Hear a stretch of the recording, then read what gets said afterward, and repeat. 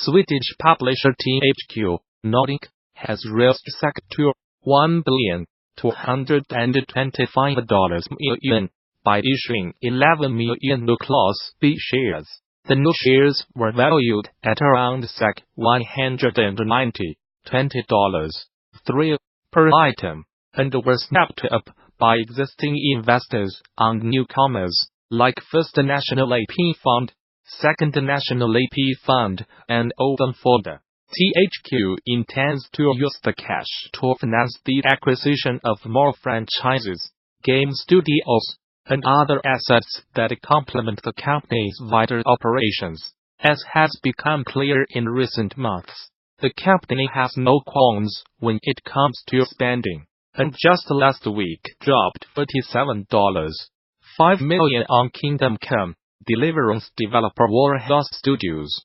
Prior to that, it acquired Australian publishing partner 18.2 Goat Simulator developer Coffee Stain Studios, and Wreckfest creator Budbee Entertainment. It's also been splashing the cash on notable franchises like Kingdoms of Amalur, Alone in the Dark, Time Splitters, Outcast, and Carmageddon.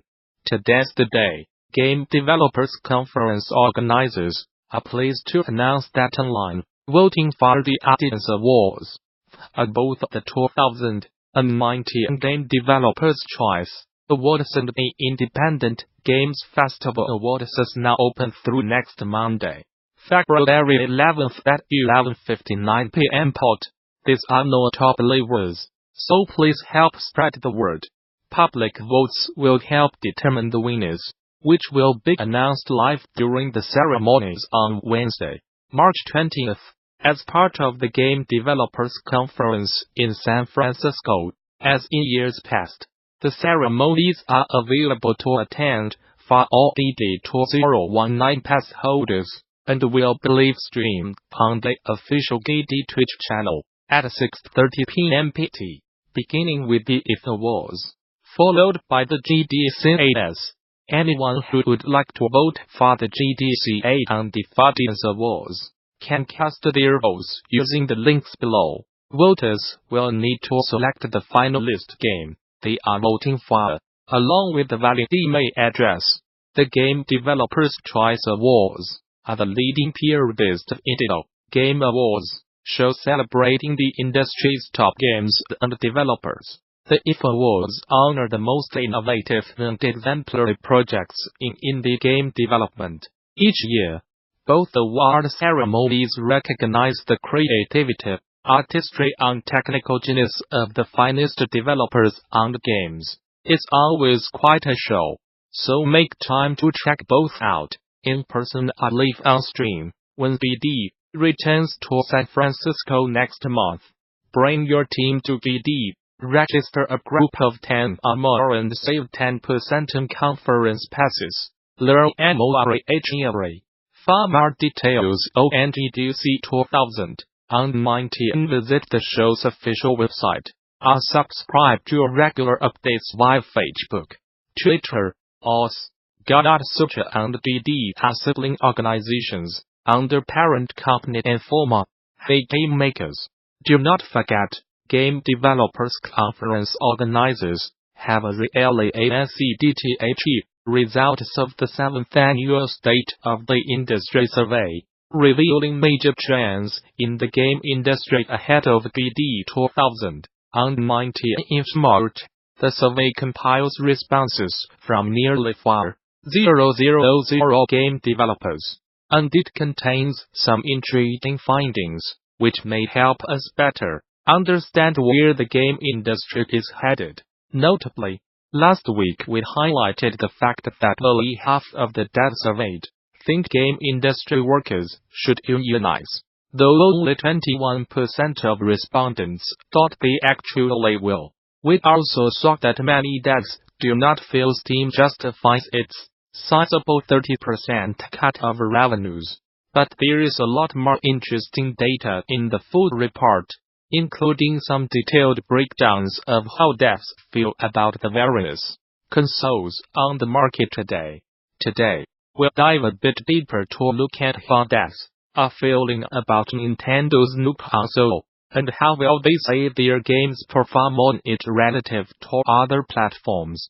The State of the Industry Survey is the seventh entry in the ongoing series of yearly reports and serves as a snapshot of the game industry, illustrating industry trends ahead of DD 2019. Organized by UP, DD 2019 takes place March 18th-22 at the Moscone Convention Center in San Francisco, California. Since the projects you work on do not always reflect your true interests, we asked devs to tell us which platforms, if any, interest them most.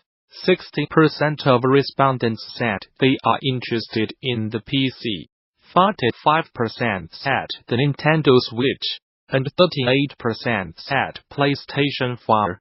That's significantly more that focus on the Switch than with last year, when just 36% of respondents said they were interested in it.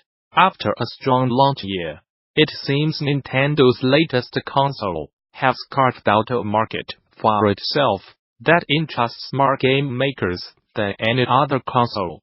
To get a sense of how well devs are doing on the Switch, we asked survey respondents whether they launched a game on Nintendo's new console, and how it had performed on the Switch relative to other platforms. The number of respondents who have launched a game on Switch is small, 13%, though that's still roughly double the 6% of respondents in last year's survey who said they made a Switch game. This year 10% of respondents say they are working on their first Switch game right now, and 31% say they are considering making a Switch game.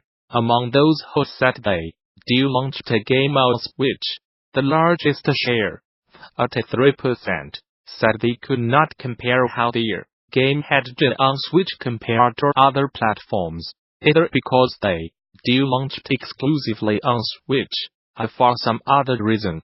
Nearly 1 in 4, 25%, of respondents who had launched a game on Switch said it had sold better on Nintendo's new console than on other platforms, while 20% said their Switch sales were averaging 12%, said their game actually sold worse on Switch than other platforms. When we compare these results against last year's survey, we see a small but significant uptick in the number of devs who say they have made or are making a game for Switch, and the number of respondents who say they cannot compare their Switch sales against other platforms, perhaps signaling a recent rise in the number of devs making games exclusively for Nintendo's new console. The full survey, which includes lots more detail on how and why devs are spending money on their games, their preferences for iOS versus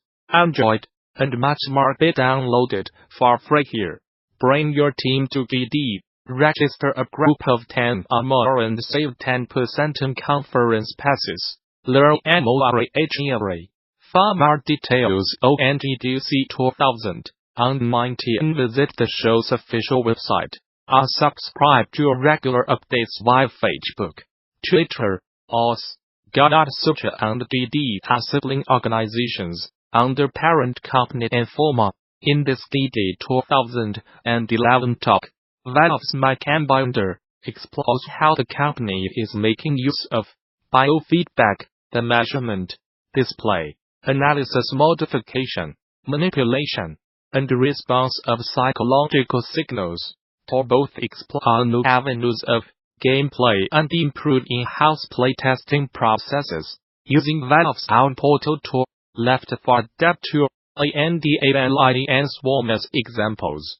Ambinder explains how the studio measured players' skin conductance response, heart rate, and eye movements to design titles that effectively toy with players' psychological limits. It was an insightful talk that's definitely still worth watching, so developers should not miss the opportunity to do so now that it's freely available on the official BD YouTube channel. In addition to this presentation, THQ Vault and its accompanying YouTube channel offers numerous other free videos, audio recordings, and slides from many of the recent game developers conference events, and the service offers even more members-only content for DD Vault subscribers.